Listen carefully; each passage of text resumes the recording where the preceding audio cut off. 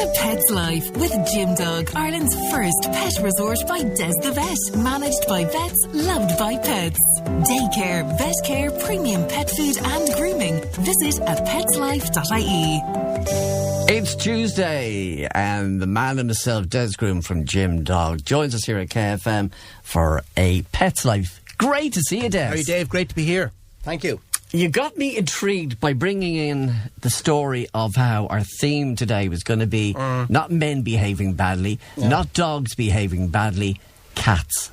Yeah, cats behaving badly. So we're going to continue the feline flavour by talking about cat health and cat behaviour. And I want to introduce a concept into people's minds. The idea that a lot of the behaviours we see in our pets, and focusing on cats in particular today, a lot of the behaviours we see and the problems we see with animals stem from the fact that they have a different evolutionary past. They have a different evolutionary history compared to the modern environment that we put them into.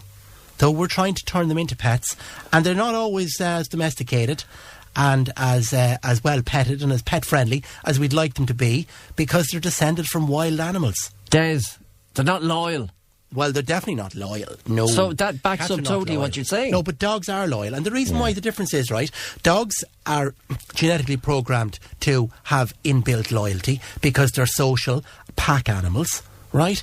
Cats are inbuilt to be naturally disloyal because their survival mechanism is to be self-reliant and solitary and secretive, and lone hunters and predators and territorial and all of those things. So between dogs and cats, they're on a different side of the equation. You're talking about an animal whose survival depends on them being secretive and isolationary and disloyal, versus a dog whose survival depends on them being sociable and loyal. Okay, now I want to say at the outset of this, I'm a dog fan. Yeah. I'm not a cat fan. Right. So you're going to win me over today, aren't you? Well, you see, people who are cat people, they have this begrudging admiration for...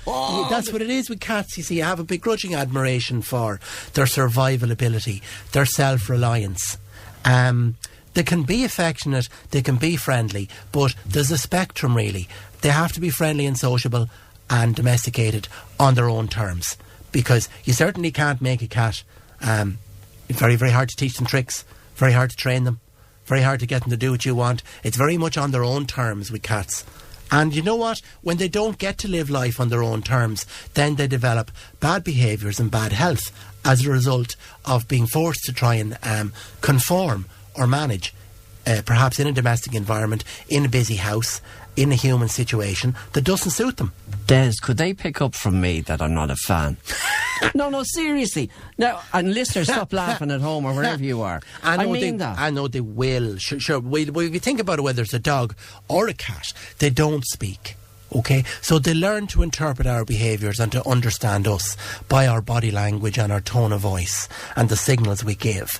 So certainly they're very astute and open to interpret our behaviours on the basis of the vibes we give them. So if you give an owl nervous, slightly negative, slightly tense vibe to a cat, then he'll interpret that as a threat. And he'll either scarper or he'll be openly aggressive towards you. Similarly with dogs, if you don't have good body language around a dog, you're going to frighten that. He's more likely to bite you if you're afraid of him. And a cat is more likely to scratch you if you're afraid of them. Well, that's true. Because they're not listening to what we say. Yeah. They're watching how we move and how we behave.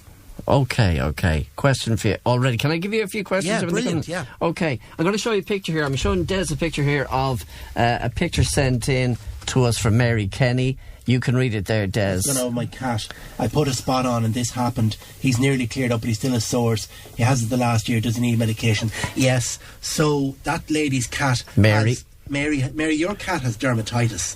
Oh. And it's probably an allergic dermatitis, but it's very inflamed, and definitely you do need to visit your local vet and have your cat treated. So your cat's allergic to something, okay? I think the fact that it occurred in conjunction with putting the spot onto the cat, that's probably a coincidence.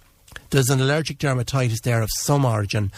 He could be allergic to something in the house, he could be allergic to fleas or grass mites or some other parasite, but that cat needs to see the vet. Excellent. So, Mary, now you know. Good morning, Dave and Des. How do I keep my cat cool in this weather? Yeah, well, cats are descended from a desert animal, a type of a small lynx. Felis lynxus was the species which came from Mesopotamia, the region of Afghanistan. So you're talking about a species that are naturally a desert species. They thrived in ancient Egypt. I remember and that with Cleopatra. They were revered by Egyptians. Yeah. Cats are revered by Egyptians. They had there was a cat god in ancient Egypt. So, just to digress, or not to bring us back to the topic, your cat is not as sensitive to heat in that regard as a dog would be. They're less likely to get heat stroke. They actually like heat, much more so than dogs do. Provide shade, provide plenty of running water, provide them the opportunity to regulate their own temperature by going outdoors and coming indoors again, and so on. But by and large, they are heat seeking. They'll sit on the bonnet of a warm car, for instance. But remember the fact that they're a desert species, whereas dogs are not. So they like the heat much more so than dogs do. Right, here's one in from, who do we have? This one is sent in from Joe. Morning to you, Joe. He says, Des, I've a cat 10 years and it started sitting on my lap only now. Never did it before. All right. What's going on? Took him 10 years to get to trust you, huh? To get to decide he likes you. No, I wonder, has something changed in the household to make the cat more relaxed and calmer and happier? Maybe your own lifestyle has altered a little and you've become... You're home more? Are you home more? Are you sitting down more in the evenings? Did you have a busier lifestyle before, or a different work regime?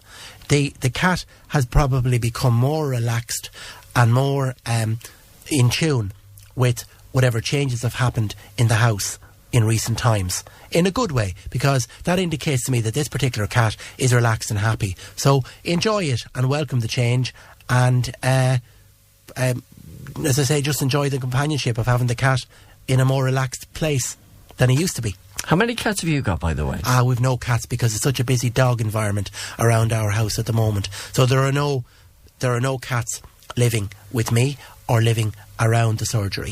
But we do have a lot coming in and out as patients. You're treating them? We're treating them. Yeah. And we have a little cattery where people leave their cats with us to stay at different times. So, if there's somebody listening in for the first time saying, crikey, Des has won me over, and maybe we should get a pet cat. Yeah. With, in inverted commas, pet. Yeah. What would be the first suggestions that you would say to look into, Des? Yeah, the dog shelters actually always have. We work with the KSPCA a little bit, and we neuter and vaccinate plenty of little kittens and cats that they trap from different places. So I would say the first port of call if you want to get a cat would be the KWW SPCA, and contact them. You'll find them online. They have an animal shelter around Athgarvan there. So, but any of those animal charities they keep cats as well as dogs. You'll get kittens in the dog shelters. Okay. Yeah. Now, we're not specifically alienating any other pet-related questions, so if there is anything that you'd like to put to Des, do get in touch. Send your WhatsApp, text and voice notes to KFM 0833 97 97 97 for It's a Pet's Life. Actually, there's one in now totally away from cats, and it says here, Des, there's a fox walking around Newbridge town late at night. She has cubs nearby. What's the concern for her? I'd leave her alone.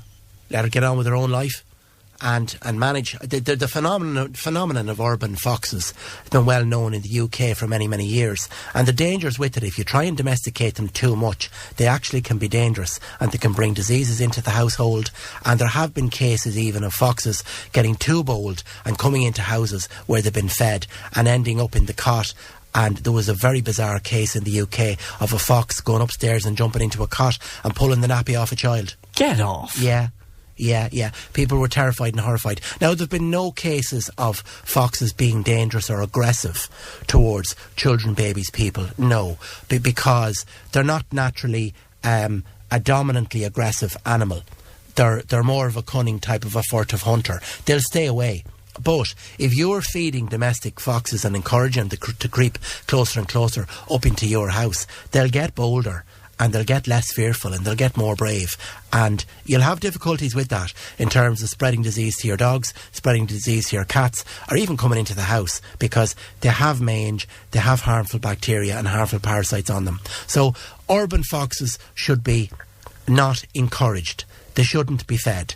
Let them fend for themselves. They're wild. They're definitely not going to starve. The reason why they're creeping closer to where we live is because of the abundance of, unfortunately, leftover food that's associated, and rubbish that's associated with the detritus of human life. But definitely don't encourage it by putting out food for them.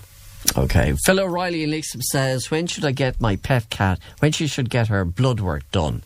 Well, an older cat should have a blood test, particularly to check their kidney function, once a year. Now, other than that, sometimes it can be a good idea to do blood work at the time of neutering, maybe when they're asleep already, and just to check that all of the organ functions are good and there's no underlying diseases there. Talking of the idea of cats coming into us from the KSPCA, one of the things we often do with the semi-feral cats that they trap and bring in, before we neuter them and vaccinate them, we do a serology, a type of blood test, and check them for feline AIDS and feline leukemia.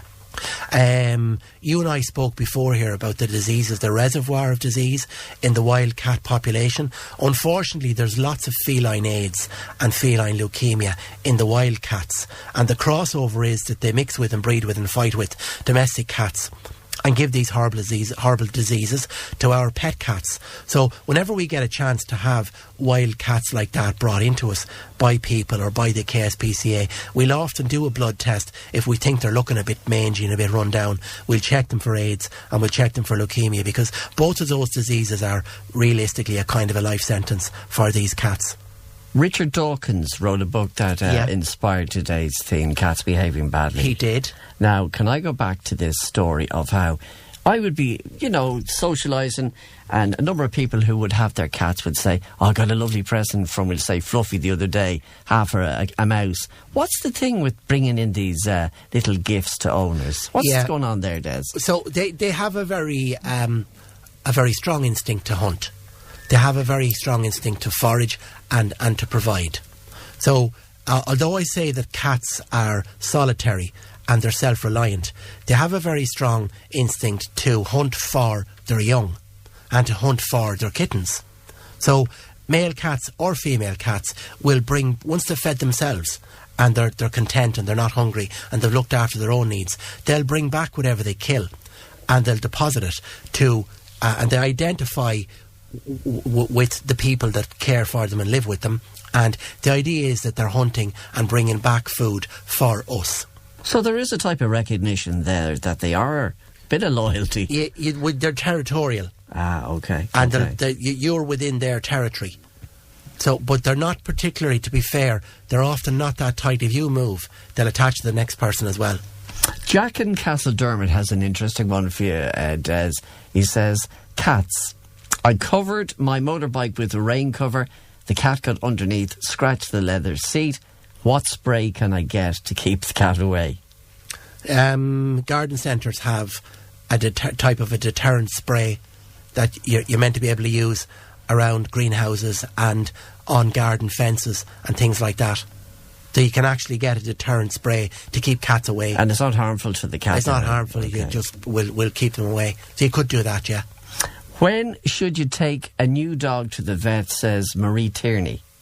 Well, dogs need their vaccinations between the ages of 8 and 12 weeks. So 2 visits to the vet between 8 and 12 weeks to get a course of 2 injections and to get a course of 2 to 3 parasite treatments and have a check-up. So there's that window of time with puppies.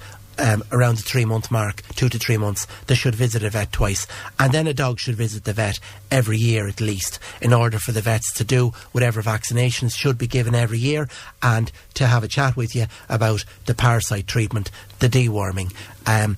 I believe nowadays that deworming and defleet treatment, that the frequency of treatments should be assessed and done on the basis of risk.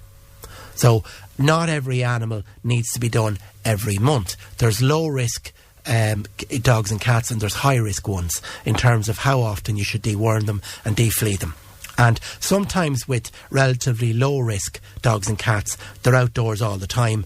They're not mixing with people too often. You're not too worried about the regular deworming because they're not in contact with people, and therefore they're not going to transmit worms or fleas to people too often.